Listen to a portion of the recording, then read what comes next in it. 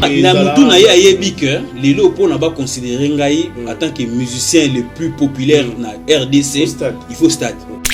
Toyoka to mona héritier partout na bomo ina biso pas tout temps photo sentir héritier. Te ba banderole ya ngai na fani na simanda ko na zu créer na tina zina commis couleur na zina commis to cha. Non, toi peut-être ngai moko na bina soutenir héritier na ndenge na ngai.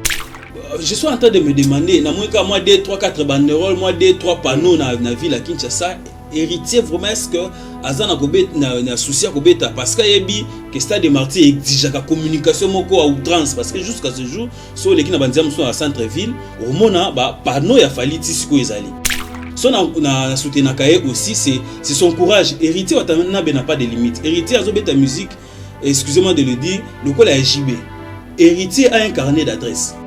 Aouti pas maison mère mais son comportement, tout ce qu'il fait c'est presque du JB. Bon chic, bon genre, c'est un peu ça l'héritier. Mais seulement il faut, pour le cadre le Stade des Martyrs, il faut encore beaucoup de techniques, il faut encore s'entourer des gens, il faut encore faire circuler de l'argent pour que Batouba porter à moi communiquer parce que le Stade des Martyrs, il y a coopération de mon côté. Événementiel, mais c'est bien dans stratégie où ici on a événement à la grandiose, événement écoute vraiment que tout va y baquer, événement où non ne besoin de l'obéla, on a né qui les photos à la. Ou à au Stade de Martyr, l'héritier compte en finir. C'est fort ça. L'héritier a tenu les derniers fils. Parce que na ma solo ya bana ba wenge ba format ba wenge, faire rigolo à Zakaté.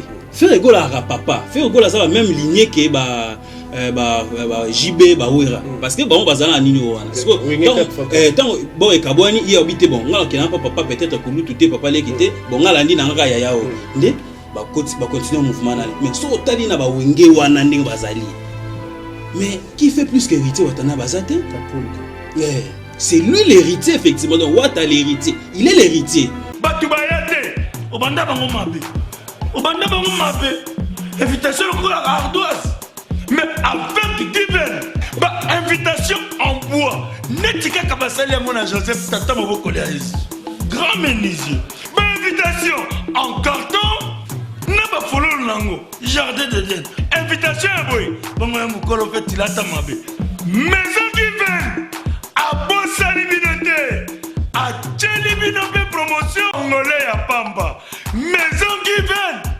bali ngamboka boité. Vous êtes trop amoureux du pays. Wow! Given! Vous exagérez. On n'aime pas le pays comme ça. On n'aime pas le pays comme ça. Lundi 12 décembre 2022, chers téléspectateurs, nous vous souhaitons la bienvenue chez Congo SNG officiel le plus télévision. Je demanderai à tout le monde abonnez-vous humblement dans notre chaîne Congo SNG officiel le plus télévision.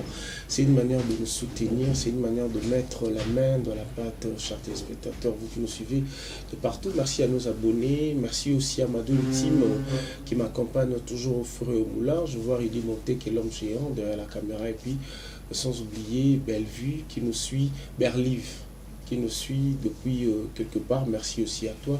Aujourd'hui, chers téléspectateurs, je vais recevoir un grand chevalier de la plume de la République démocratique du Congo. On va essayer d'analyser, on va essayer de parler par rapport aux actualités qui se font dans la ville-province de Kinshasa. Parce que lui aussi, il est habitué à écrire, on l'appelle Onassis Mutombo. J'en suis loin d'aller recevoir aujourd'hui pour une première fois chez Congo SNG. Onassis, bonjour.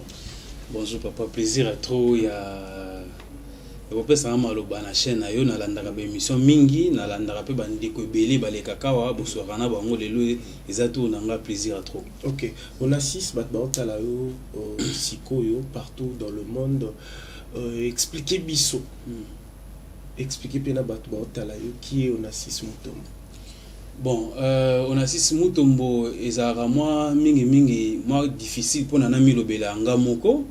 Onassis Mutombo c'est un journaliste congolais. Onassis Mutombo c'est l'initiateur du premier portail numérique des arts en République démocratique du Congo, www.art.cd. Onassis Mutombo c'est un journaliste de la RTGA. J'ai une émission à la radio que j'anime. Onassis Mutombo c'est un organisateur des événements, le prix Lokumu. La soirée des arts. Onassis Mutombo c'est aussi les coordonnateurs du réseau des journalistes pour la culture et le développement durable. On a Sis Mutombo, bon, c'est un ancien footballeur. Voilà un peu Blue Elingana s'est présenté à moi. Vrai ou faux, Zara, petit frère et à Israël Mutombo? T'es coïncidence car il y a Mutombo, on appelle Mutombo Sili. On défendra trop. Te na défenda été devant au moni ce qui ba conflit entre ba journalistes biso toza bato on ndetinga na postulat ka pona ozala président ya UNPC Kinshasa bayaka ko contacter nga justement pour apporter ma pierre parce que les lots ceux qui déjà postulé ceux qui postulé le quoi na présidence le quoi tout le monde ba misa na biso ba set ki kuni bazala so postulé en présidence du coup ba komi ko compter le quoi la président atozo na ote ngape ba consulter nga bongo nde na memaki makanisi na ngai ya kokende kote Israël Mutombo te na ya kokende nde koyebisa Israël Mutombo alembisa moi kanda na ye bayoka na nde Israël ayoka kipengai ayebisa ki ministre na ye Yves Bouyake asengeka pardon de ba retirer na plainte nga kenda ki te pona ko alimenter fe nga naza moto c'est vrai que na peu moto lokola tout ça mais esprit entre ba collègues entre collectif faut plutôt que bon moto nde na kenda ki na esprit wana ya ko côté les Israël Mutombo te mais ya ko sangisa nde bango. C'était une parenthèse to fongola qui et puis to kangi. Aujourd'hui la République démocratique du Congo a perdu un grand artiste oyo mokili mobimba yebi oyo bato ebele bayokai sikoyo yo étant que congolais étant que journaliste ko perdre lelo Mama Chalamwana yo ezo sala ndeni. La dernière fois Zaina Mama Chalamwana ezaki na CENI commission électorale nationale indépendante je crois que c'était au mois de novembre tokendaki kuna pona koyoka échange entre les opérateurs culturels et artistes na bato ya CENI nde tokutanaki na kuna ko perdre Mama Chalamwana c'est et ça vraiment on dirait en français balobaka le pays s'arrête parce que Mama Chalamwana ceux qui les lo bande koloko ba fali bande koloko la ba papa Mbappé à son âme bande koloko so bana ba chama kele na mama musique internationale bande ko mingi o balobela mama musique internationale wana Chalamwana zala na avance na bango koleka parce que musique lokola ndombolo musique lokola rumba déjà émité kana international avant ba fali ba papa wemba ba to ba teka yango to ba mema yango mais par contre Chalamwana a mema musique traditionnelle à niveau international parce que le Mutoashi c'est au niveau international ndi azwango na magie aussi il faut qu'on reconnaisse magie ya mutuloko la Suzy Kassé na simane ba pesa ngoma 12 mots lelo Chalamwana na musique wana akenda betango na ba Brésil abetango na ba Suède abetango na ba France ba Belgique kutu kolobate ba États-Unis mais c'est une musique oyo euti na bakananga euti na bakasai na ba fin fokuna donc international véritablement j'insiste sur ce mot là véritablement la musique congolaise sur le plan sur le plan étranger je ne parle pas international parce que international doza dianaka sur le plan étranger les loyo à part rumba parce que rumba c'est véritablement notre identité mais notre identité aussi c'est cette musique là Mutoashike Mama Chalamwana après avoir cause d'abord danseuse après avoir cause choriste après avoir accompagné bato mususu yé a porter musique wana libanda lelo soki bazolo bela rumba o ezali na niveau il y a patrimoine culturel et matériel de l'humanité il y a aussi cette musique là que elle a porté donc si nous considérons Papa Wemba comme étant les derniers rois de la rumba congolaise, nous devons aujourd'hui accepter que il y a aussi Chalamwana qui doit être une reine de la musique congolaise. Ok, une reine de la musique congolaise, c'est important, vous qui nous suivez de partout. Merci à tonton Clovis Fimpa et puis sans oublier Maman Doris Fimpa, vous êtes scotché connecté à suivre cette émission. Aux journalistes, Lelo tous un artiste oti lelo matanga na non kundamite verkis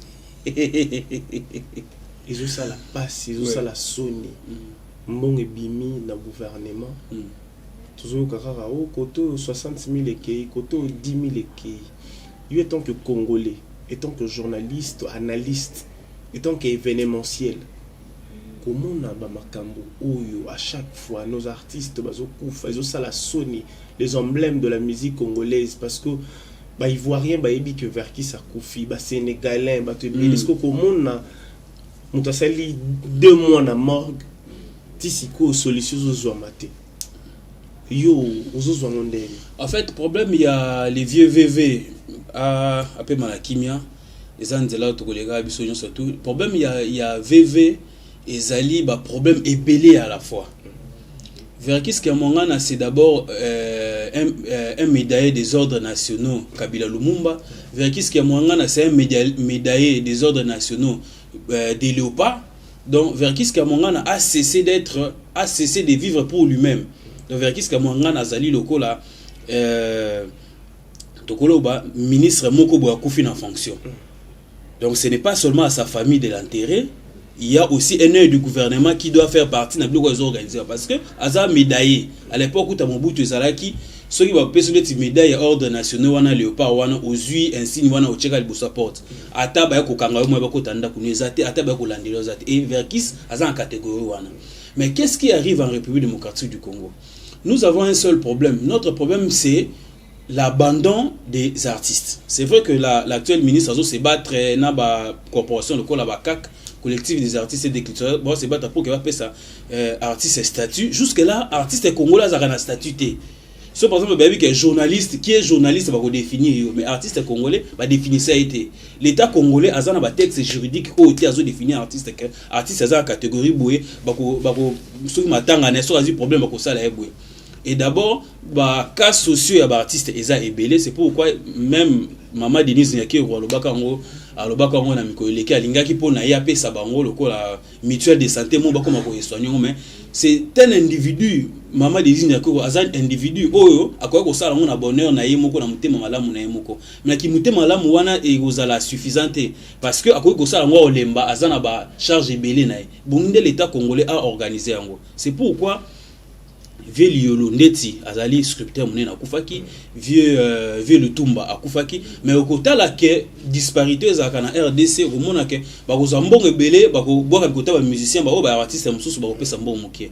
Pourquoi pas l'état congolais akoki ko fanda ko kanisa que artiste nyo surtout ba sali par rapport à ba catégorie artiste par rapport à ba catégorie que o artiste bo so akufi to ko pesa mbongo autant artiste akufi to ko pesa mbongo autant pona ko kolongola moi mutema eloko wana ndet banso ba bango bazimbongo ba 200 000 au episode 100 000 ndet ya o asuko ya Verkis Verkis justement Verkis mbongo bimi $204 000 à $204 000 wana ministère ya culture et puis si famille na bango 60 000 et puis si service funéraire ba organiser matanga ba na Katafak ba ça ba na Corbia et puis si bango 30 000 ba artiste ya corporation Umiko union des musiciens congolais puis si bango 10 000 parce que mbongo msweti kali wana bango ba garder problème yo surtout ya ngwande bazali ko o na tshulu ba bazali ko tandangana donc bazali ko bomana problème ya ngwana.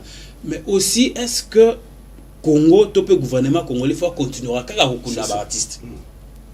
Disco azo kunda ba artiste pour nini? Parce que gouvernement congolais ndaza wana amiyebi que ndaza la kawana azaka ba nyungu ya ba musicien wana. Le fait que lelo Sokoda ezali simbatika le fait que lelo apesi no ba artiste statuté ba artiste bazalo ko la drapeau partout ba okele. Dans un exemple à mutolo ko neti Fali pour par exemple. Yebisanga l'état congolais a salé la Fali ni. Et l'autre côté. Mais partout où ce gars-là passe, tant il y a les cas, ils ont drapeau au RDC. Moutuloko la Kofi Olomide par exemple. Yebisanga bon, alors récemment passeport diplomatique, c'est un geste à louer parce que Batuloko la ba Kofi wana ngaza en Afrique du Sud en 2016-2017. Boza ba soirée botan bazo mona ta batangi kombo congolais ba présenter yo sal mumbezo ganga Kofi wana en Afrique du Sud. Donc du coup bato wana tant biso batozo bunda wa en tant que ba congolais to bunda ba politicien awa. Ba musicien wana nde bateka image na biso bien libanda. Il faut l'état congolais afanda a créer bango statut na bango, a créer bango cadre moko o ezo permettre que ba protéger ka batu wana ata za na bomoi azo vivre muke na ba œuvre na ye ata akufi ba œuvre na ye wana na biloko o l'état azo pesa et permettre ekunda bango. Ebi ngena na bisabino lokmo. Ebi ke na chaque flash disque ekotaka na RDC. Flash disque, carte mémoire, radio à Bluetooth, ordinateur, surtout qu'on porter son vidéo. Et puis que ça a taxe moko ba benga copie privée. Nani ba tunyo so bo ça des douaniers le kono ba futa. Le koné ke na ministère ya économie. Donc soki par exemple bazundeti mbongo wana ba créant peut-être une structure balobela kango sikoyo bango bakipa yango te parce que nde bazawana bayebi ke bato moko bazawana bazwa bala wana badama kango ata ba musique nezo beta na ba boîte de nuit ba musique na ba boîte de nuit coûte ozui na ba taxi autoza lango tozo matato kita normalement il devait y avoir taxe moko boye ko bazo exemple ba taxe za biloko moko ya ebele to pénalité tu tiens par exemple pour un taxi moko par exemple na moi mso azo futa ata 1000 francs tu tiens ata 1000 francs so ba créer structure wana ya gestion copie privée ko permettre ba ozo kota mbongo wana gérama na ministère finance na ministère économie nde période moko sokoda komelaka bango soki bakoki koluka kozwa mbongo wana ba créer une fille structure moko to ba tia na sokoda de façon que ba bakisela ba artiste mbongo. Imagine toi un monsieur comme je cite les noms, la famille de Taboulé par exemple aujourd'hui. Est-ce que la famille de Taboulé va causer un bon pour nous kabola taba na ba na musala papa na bango sali. Ozu ba famille le ya Pépé Kali. Maman ya moi ça Pépé Kali ta okufa kaming ta mais elle est morte dans quelles conditions alors que mobali na sala ki musala munene pour mboko. Ozu ba famille ba ya ba loambo ozu ba famille ya ba Kester voilà ba fimiko kutu ba comme na ti côté kalupango na wana Maison Blanche pour nini mbongo sala ngozate alors que ces gens là ba sali musala moko munene lelo ozoke na ba karto zo ke sika no sotozo ka bazote ka musique cha musique 500 francs na victoire pe na base bango mo bazo bénéficier liboso maison communale bazo bénéficier na ni donc du coup l'état congolais na devoir wana na nyongo wana zalaka nango na ba artiste ba yebi ne sala ke so mutakufi ba luka bimisa mbongo apesa mais mabeza like eza malangu parce que baza nyongo mais mabeza to ba pesi mbongo matanga ba musicien comme cop comme mutu moko ba participer na organisation na suka asomi mwaji pa kuma ofeme na mbongo ya matanga batu mabeka ande yango mabe ngwana. Nous avançons avec Onassis Mutombo batota la biso de partout.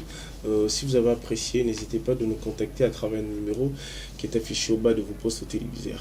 Onassis vieux verkis aza na malili na mort. Question d'Angeza Boui. L'artiste tombe à l'objet 10 000 barozoaté. Est-ce que c'est obligatoire? Tout est à la structure. Moi, l'artiste que non. Ceux qui collèguent n'habitent à Koufi, biso avant de prester, il faut repayer ça baron quelque chose.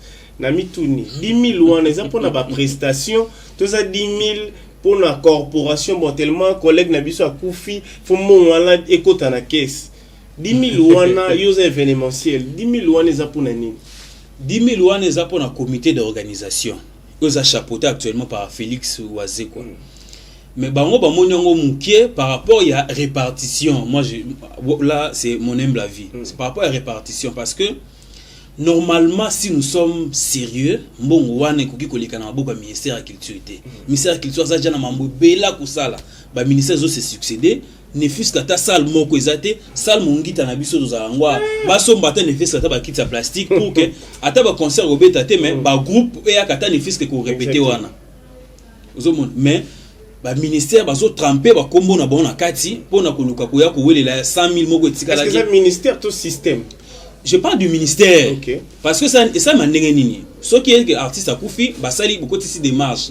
Beaucoup de démarches mbongo etamboli mbongo tambo koti démarche mbongo etamboli avec bimandengeza tant que bimi wabino ba personne na ministère de tutelle ministère de tutelle ministère de la culture alors ministère de la culture ya golba non bon bana to chaki comité nani wa ko organiser non comité tel ba pesi bino pour que bino organiser normalement mbongo wana koki ko komela ka bango te bon baza mambo belé ya ko sala ministère za mambo ebela ko sala o bazo sala nanu te ko mikotisa na kati wana ezo nde biso na kintu tolobaka ezo sopa bango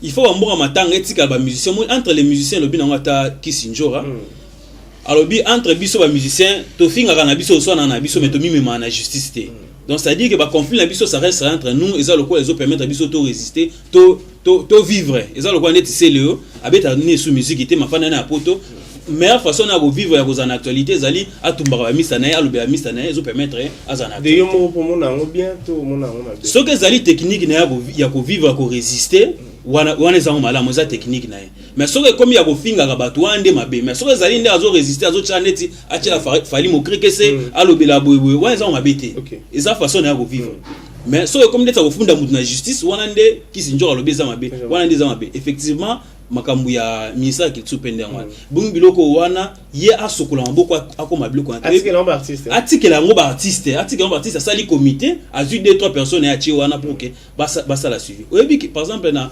peintre moko akufaka na bosani kombo na ye surtout bango ba souffra na académie des beaux-arts na qui artiste yango za la rare musique comme vient Kiminga avant to si ces émissions peut-être comme on est oya oyebi que à l'époque ministre avant ministre Damo Azala o wana Azala qui le vieux Lukunji Jean-Marie Lukunji oyebi que mbongo ebima na ministère mbongo ebima na gouvernement justement pour que ba ke pesa moi si ya peintre wana c'est comme on est c'est aussi un grand maître 30 000 mais maman wana azoka 8 000 mbongo ba kachonka na niveau ya ministère pour ye ba biloko esalema be kuna donc lelo yo vieux VV et bonito kunde na bonheur vieux wana soki lelo yo ba Koffi Olomide ba sa ba musique lokola ya ba faire d'état ba faire bazomba banzembo pona ba Congo ba wera ba tunyo surtout il est le premier à l'époque oyo ke ba Mobutu bazali ba gouvernement ya ba Belge bazali ya Télémaki sali nzembo munene na komitu na pour remettre en question le christianisme en Afrique Moutaliboso ou yemba banzembo ya engagé zali donc nous devons beaucoup d'honneur et d'estime à ces messieurs là aussi Mabezali aussi engagement ya bana na yemoko ya famille na yemoko VV soko moni mambo pe umelio to ma ya vie liolo ate tant on vient akufi le temps gouvernement sala ka boya sa bwe bana liolo ba bimisa ba mbongo est-ce que VV azang bana na nyo surtout ba ko sansa ba kunde bana liolo ba sansa mbongo ba kundie na honneur nyo surtout mbongo ya gouvernement et après ba zonsa ba mbongo na bango bana VV pe ko sala bon mais bana VV ba lingini ba lingaki nini ba gelé dans nos corps l'état gouvernement bimsamo pour que ba salir ce ko kombo il y avait VV qui est mongana alors que il est parmi les musiciens Richard na mboka azana banzembo ebele ba sabamo ba sasem ba immeuble combien azana na villa donc c'est pour dire que matanga lelo ekomi mombongo ba musicien il faut pas se retrouver ministère à se retrouver dans kati bana et surtout ya yemoko mutawei ba ko mpe linga ba se retrouver dans kati notamment bana ya Verkis Kiamongana donc malheur vraiment de ngwana. OK, paix à son âme l'artiste Verkis Kiamongana un grand saxophone d'Afrique de la République démocratique du Congo donc UNESCO côté événement événementiel azana biso awa héritier Watanabe la Pulga nos nostra pour une première dans stade de Martyr le 25 décembre. Aux mon événement aux okende. Yo événement c'est l'organisateur événement et héritier. Yo mon de la bon événement héritier avantage au héritier azana ngo eza que héritier azana bazo porter mingi. Héritier ça lokola mwana oyo famille soto elingaka. Héritier aujourd'hui, 2 dernières années, héritier a changé comportement pour être les chouchous de tout le monde. Ce côté-là peut le sauver. Okay. Par rapport à Tembe, à Fali, à ça, parce que Fali, à l'Obaka, a retourné au stade. Et pour nous remettre stade de Martyr. Héritier a déplacé stade. Tu vois ça, va défi. Musique, des sans défis à rater. Bon, moi, ma crainte, c'est seulement.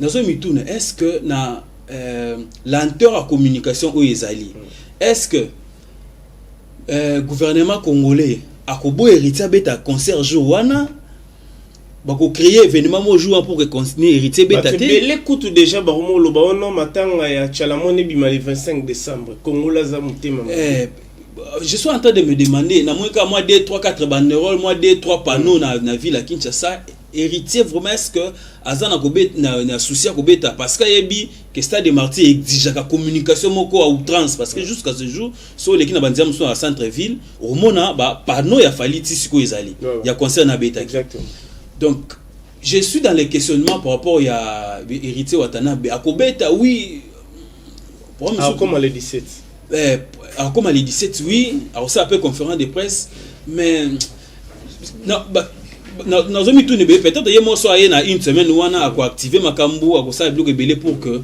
makambo qui est moi avant et Kende, mais parce que sur le terrain communication, ils ont moins. Les événementiels, mais c'est bien une stratégie où ici on a événement, ils ont la grandiose, événement, et côté vraiment que tout va y baquer, événement, oh non, ne pas l'obéler, on a des les photos à la. Sur la bison, na optique ou na poto. D'abord, matraquage communicationnel. Stade de Martyrs, ce qui est que Tondinenge chinois salango c'est 80 000 places, mais Stade de Martyrs qui n'a 140 000 places, 150 c'est comment. D'abord, ça a un matraquage communicationnel. Il faut toyoka to mona héritier partout na bomo ina biso pas tout temps photo sentir héritier. Te ba banderole ya ngai na fani na simanda kuna zu créer na china zu na commis couleur na zu na commis tout ça. Non, toi peut-être ngai moko na bien soutenir héritier na ndenge na ngai. Mais on doit sentir une hiérarchisation na communication na panneau etamboli, banderole etamboli, na ba radio tozo kaye, na ba journaux tozo tanga, ata tozo tanga ete mais tozo mona ye, na ba média en ligne tozo tanga ye, na ba YouTube bazo koma ba sala ye ba émission ebele bazo tuna kaye batune, bazo lobelo bebele, pe batune ambon bazo soutenir ye. Kobo sanate que aujourd'hui parmi les musiciens les mieux entrés na pouvoir actuel, héritier watana bazana kati. Mais ce n'est pas suffisant, ce n'est pas suffisant. Le tout dernier à salaire fali tout monaki façon à Tchakibiso na français en Californie donc à Fina Kibiso en communication donc ça qui sont qui au tambo des trois endroits au moni lungi a fallu donc bazo rappeler que événement on les allés événement on les allés na ba producteur il y a le 25 tous les organisateurs il y a le 25 événement pour stratégie na libosé aux années stratégie libosé zali lelo yo la seule différence où les allés qui n'a pas concert le quoi ba ouira ba jiba ka les allés qui était bien sûr vous avez TV actuellement vous avez réseaux sociaux vous avez chaîne YouTube et puis vous avez TV vous avez radio donc ça dit il faut injecter beaucoup d'argent dans la communication il faut vraiment aller là-bas pour convaincre les gens tant au éthicali na capacité à Stade de Martyrs je crains beaucoup à moins que héritier les lots déjà tout ça le 12 donc tout ça après on a 13 jours à moins que héritier Lilo a recevoir soutien ya Weranson JB va se prononcer ouvertement et puis ba figure rebelle va se manifester pour na recherche poids mais la logique ndenge makambozo kendela je crains beaucoup que héritier Watanabe abetana conseil ba devait baïa mais Stade et ça la plainte et lui-même le sait. Bon, c'est vrai que ça la combo a signé Stade de Martyrs en tant que le leader le plus jeune na ba surtout abeta Stade de Martyrs mais et qu'on risque na carrière na et cacheté que abeta Stade de Martyrs ça la plainte zongwana risque peut-être plus tard au zongela parce que na musique congolaise tozana ba salle oyo ezala quoi les identifiants pour permettre na musicien congolais bake à kota na kati ba ya carrière ba musicien populaire il faut beta Bercy faut beta Zénith faut beta Olympia. Après na kin awa il faut signer Stade de Martyrs.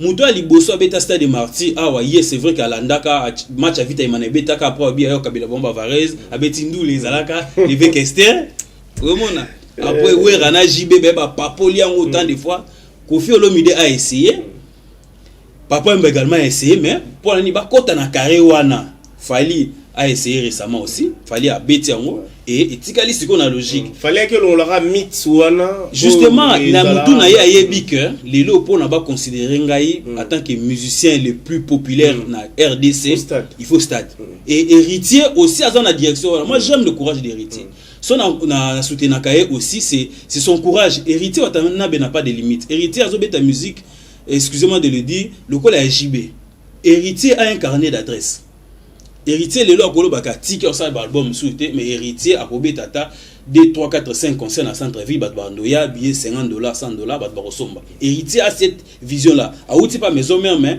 son comportement tout ce qu'il fait c'est presque du JB bon chic bon genre c'est un peu ça l'héritier mais seulement il faut pour na cadre le quoi Stade de Martyrs il faut encore beaucoup de techniques il faut encore s'entourer des gens il faut encore faire circuler de l'argent pour que Batouba porter en va communiquer parce que le quoi Stade de Martyrs il y a corporation mon côté. OK, on assiste ba warion na événement ya fali baloba qui trop de bango sur les réseaux sociaux. Héritier pas na ba spiritas. Est-ce que force ya ba spiritas est-ce que Rokoki autour de sa Stade douane? Non, je ne pense pas.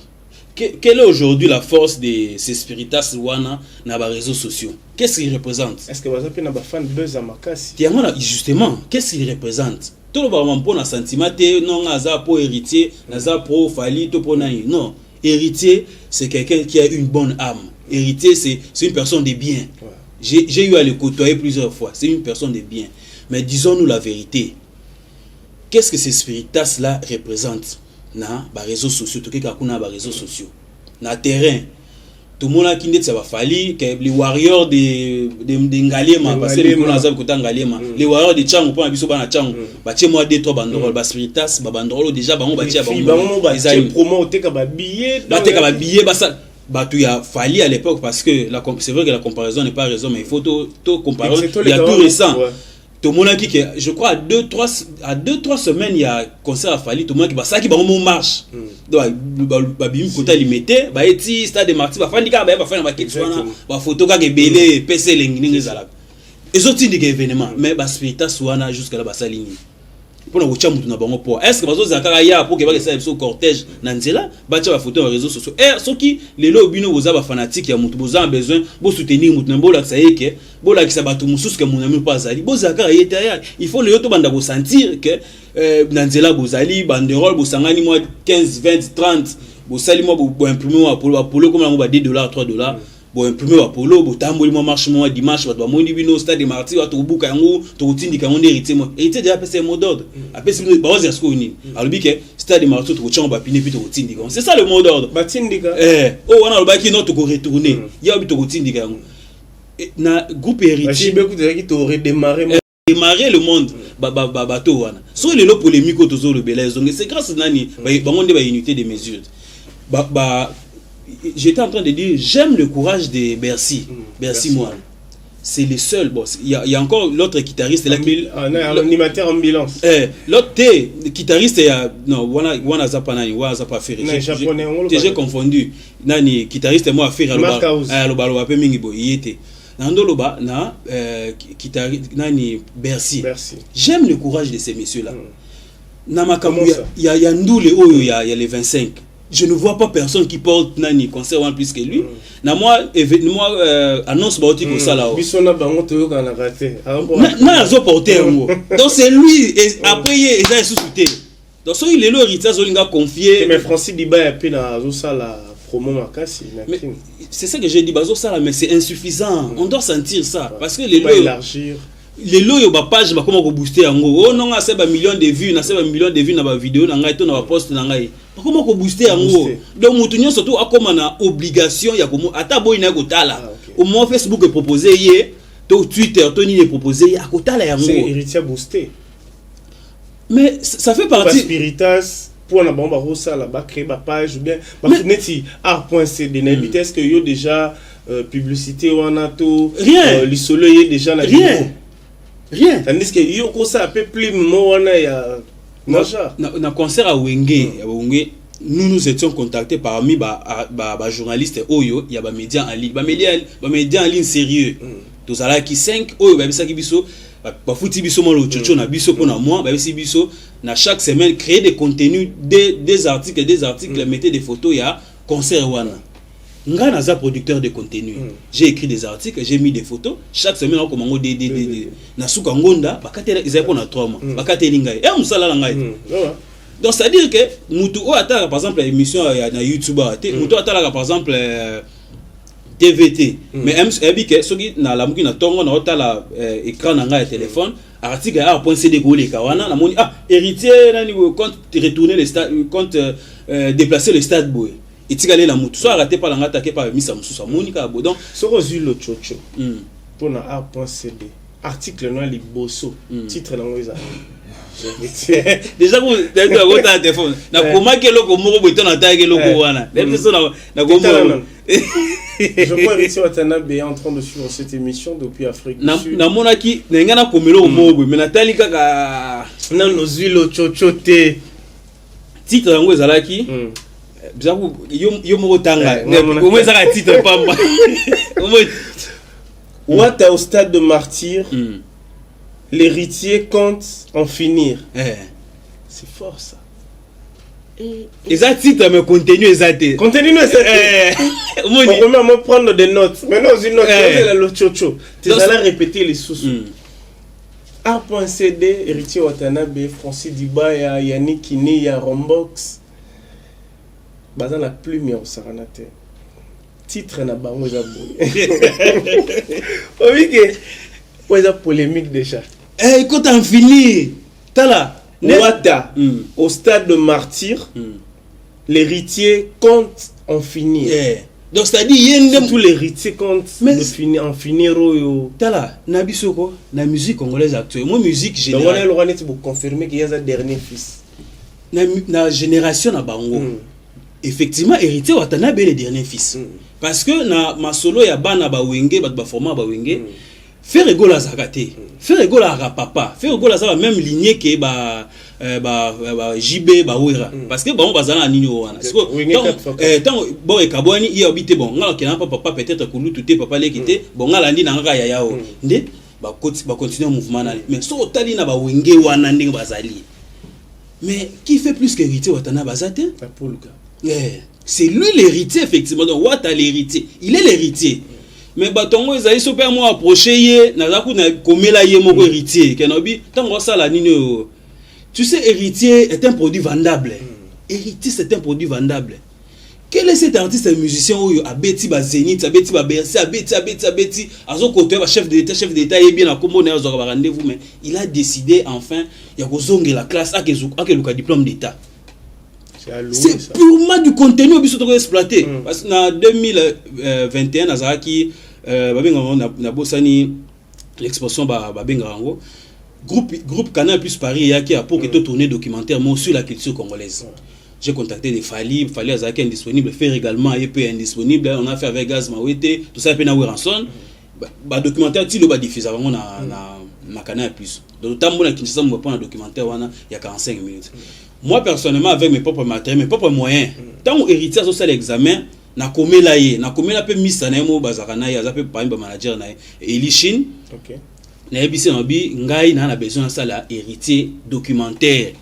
Na accompagner na ba répétition, na accompagner ngo que ça examen, ngai na ça les documentaire wana etikala.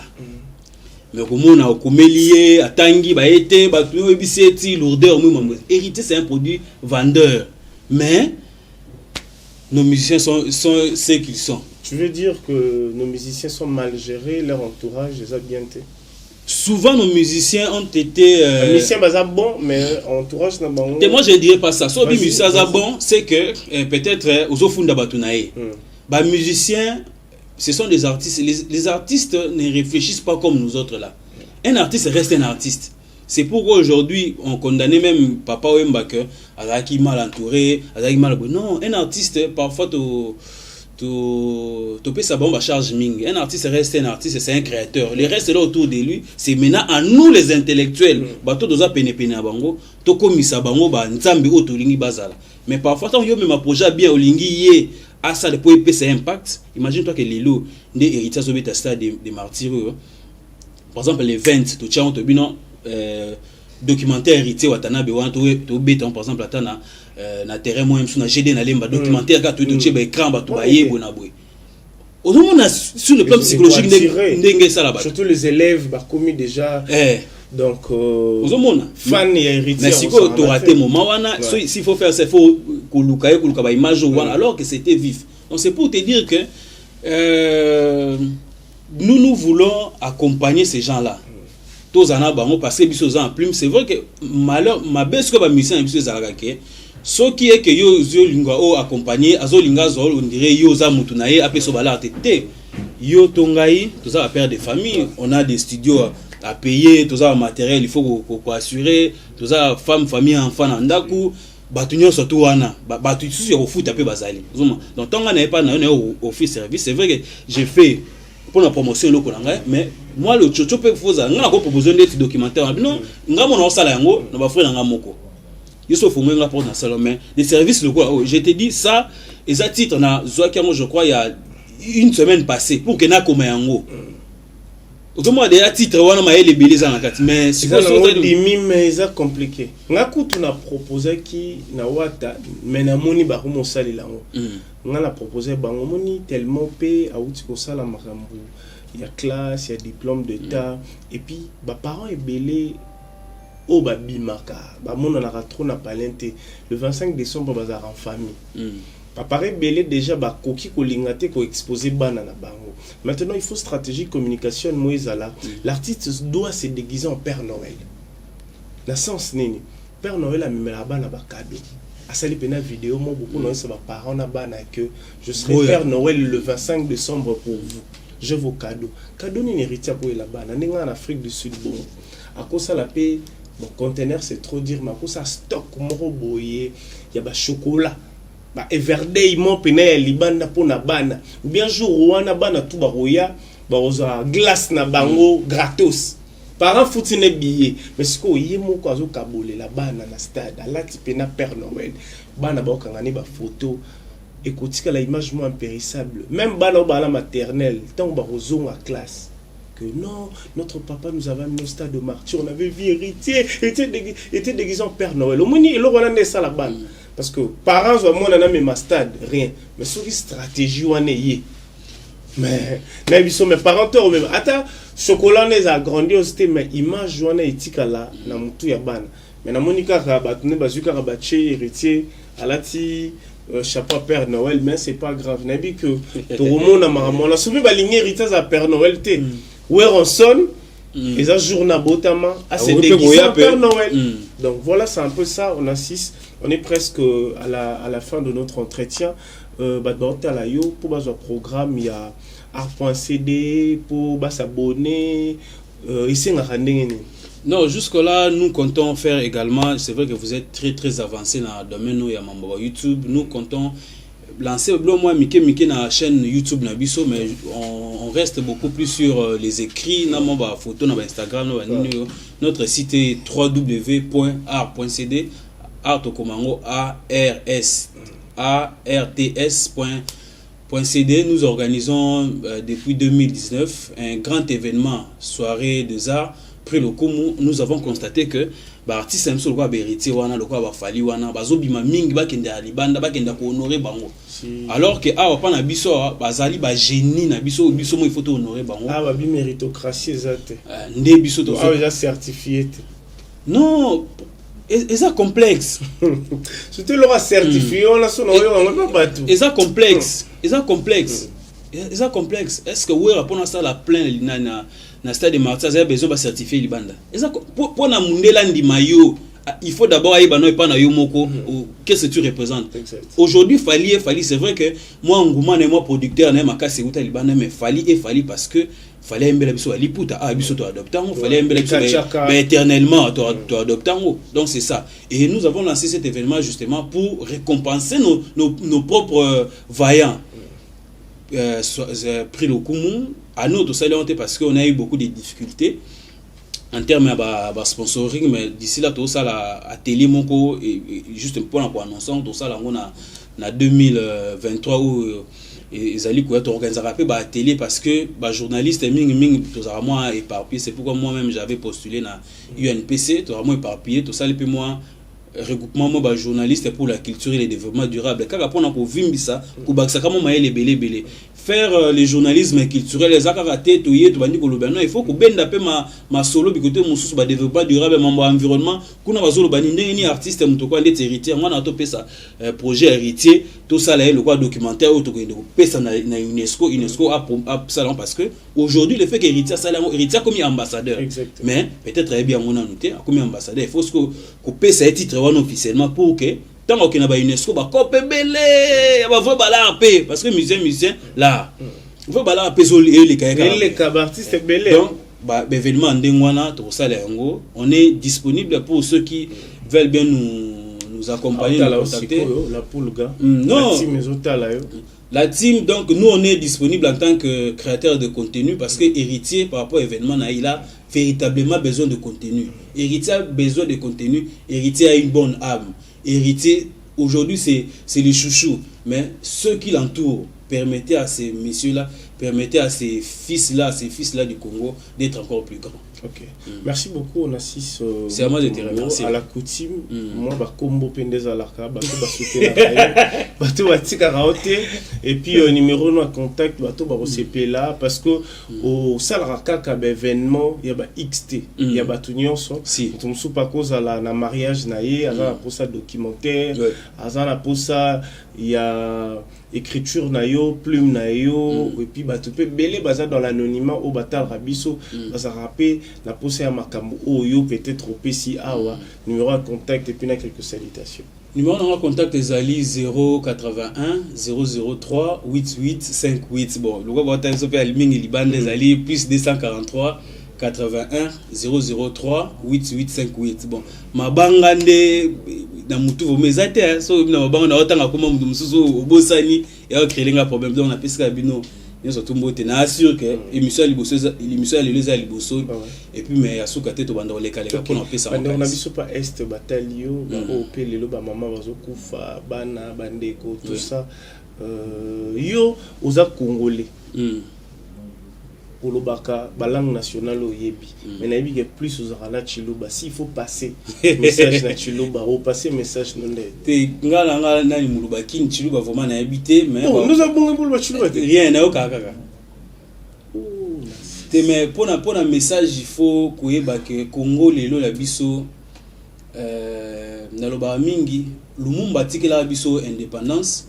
Biso peut-être bana biso to tikela bango ba élection le fait que tozaki na kabila longwe Tshisekedi pe lo ba longo tikela mtusu et peut-être héritage biso to tikela bana biso ya ngwana bana biso peut-être bango ba obunda pona ko développer mboka yo mais biso nyon surtout eloko to ko garantir ka na mboka yo ya biso ezali kaka bomoko nango Congo ko ka bonate ata ba uti yango ndenge wa c'est vrai que le toza base ya complot mondial la communauté internationale wana batini ba petit ba Rwanda ba Burundi pour que ba bunda ba luka ba ko luka mo parti ndambu ba signa ba accord ba 300 km à partir ya ba Rwanda ti ekota boyeme ba musée ba telemela on biso peut telemela on peut telemela ngo kaka parce que ba niloti ba zo luka ni ba ya wa ba luka ba longola parce que le système ekomi ba na ba village ba zo boma ba chef coutumier pour que ba tia batu na bango wala nini ba zo linga ba longola kibo biso na mboka oyo mais tout ça concerne ngo tozo bunda nango heureusement pour nous permettez-moi de le dire nous avons un chef de l'État qui est né ici qui a sa vie ici oyo azo permettre biso azo la musabiso les sous c'est vrai qu'il est en train de faire sa part biso plutôt sa part na biso pour que Congo na biso etika la biso to bundaka pour que etika la mobimba bande ko na biso est bande ko na biso ya kwa mutu pembeni na to bosa ebinote na mo bandambu tozala ngo mo ba muke tozala ngo tozo bunda pour que bino place bozali bobika pe malamu lokola biso pe tozali kobika. Ne jamais trahir le Congo, nous devons bâtir notre pays plus beau qu'avant. C'est au mot de la fin. Merci à tout le monde, merci à nos abonnés. C'était Onassis Mutombo, un grand chevalier de la plume de la République démocratique du Congo. Nous sommes dans la ville-province de Kinshasa. Merci à tout le monde. Batu bayate obanda bango mabe invitation au la ardoise mais avec divin ba invitation en bois netika kabasali ya mona Joseph Tata Moboko Léaïs grand menuisier ba invitation en carton na ba fololo nango jardin de Dieu invitation ya boy bango ya mukolo fait tilata mabe maison divin a bosali binote a tcheli binote promotion ngolé ya pamba maison divin bali ngamboka boité. Vous êtes trop amoureux du pays. Wow! Given! Vous exagérez. On n'est pas le